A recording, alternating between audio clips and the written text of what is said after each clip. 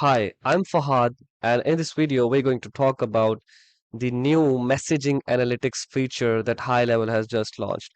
First of all, to turn that on, you need to go to the settings, and if you scroll down, you can see that labs option. And when you come to the labs, if you scroll down, you will see this option, messaging analytics. And you need to make sure that the toggle is turned on.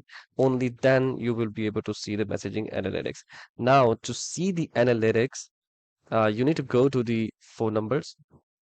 And when you come to this tab, you can see the messaging analytics option right here. So if you click on it, so these are the analytics that you can see. You can see the sent messages, delivered, undelivered, and error rate. And there are some uh, uh, options that are coming soon as well. You can apply the date filter here if you want to see the SMS sent from for a specific date range, and you can also apply filters. In the filters, you can choose whether you want to see the messaging analytics for campaigns for a specific workflow or any bulk request.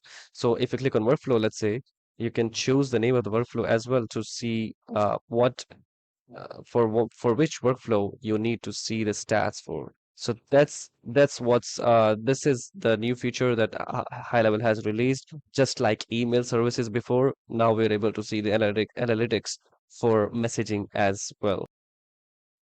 Now there's another update that High Level has released as well. So if you go to the advanced setting right here, you can see the messaging limit as well. So in here, when you click here, you can see the current message limit and how many times the limit has been reached in the last 30 days. It will also show you the current usage, how many SMS did you send in this period. Like for example, this is the daily limit for 5,000 SMS, and the agency owners can also update the limit. So that's really an important feature. And the next thing that you can notice here is the voicemail and missed call text back settings. So in here you can adjust the incoming call timeout. You can basically keep that to 20 seconds, and then you can also upload any voicemail audio right over here. So after you make the changes, upload the file, you need to click on the save settings, save call settings, and that's it. That's all that you need to do. So if you have any questions, let me know in the comments below. Thank you.